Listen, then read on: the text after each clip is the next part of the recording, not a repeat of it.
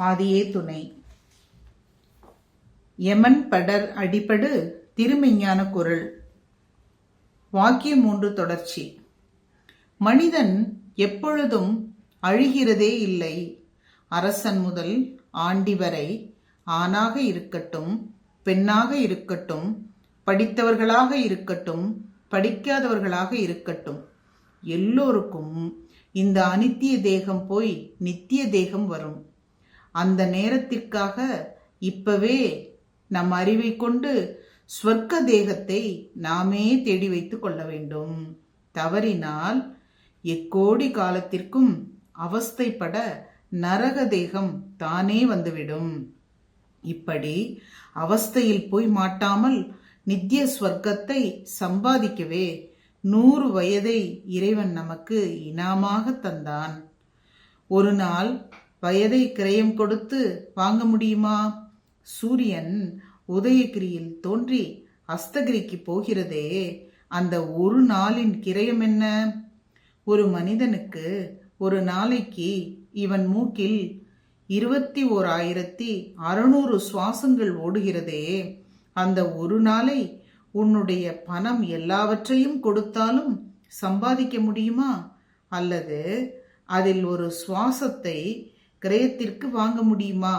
முடியாது.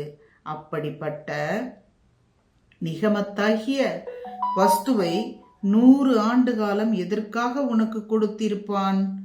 நல்ல புத்தியோடு நினைத்துப்பார். தவறி நரகலோகத்திற்கு நீ போய்விடாதபடிக்கு அந்த பரமபதம் அடைந்து நித்திய யவன தேகத்தை அடையட்டும் என்றல்லவா அருமையான அறிவையும் வயதையும் உனக்கு கொடுத்தான். ஆனால் யாராவது அந்த நித்திய தேகத்தை அடைகிறார்களா?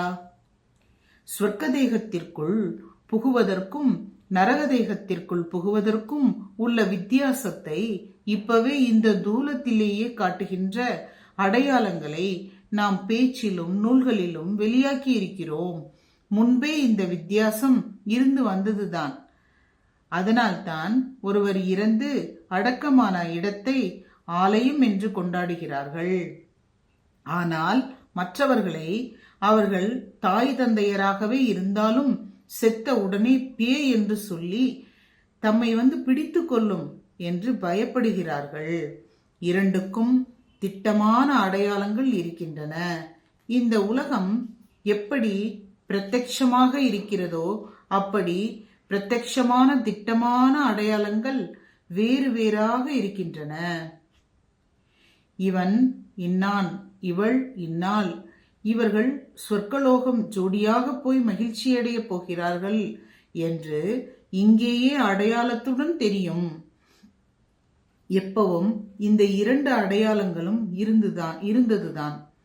அதில் ஒரு அடையாளம் இறந்தவுடன் கசப்பு ஜலம் வெளியாகி அதனால் பிணநாற்றம் எழும்பி விறுவிறுப்பேறி உடல் கனத்து பல்லும் கிட்டி தொண்டையில் ஒன்றும் இறங்காமல் அடைத்து விரைப்பேறி போகும்.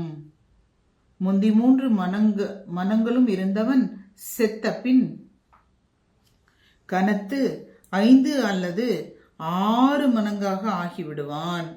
அவன் மேலெல்லாம் எங்கு தொட்டாலும் விஷம். அவன் முகமெல்லாம் அவலட்சணம் பட்டு போய் பார்க்க பயங்கரமாகிவிடும்.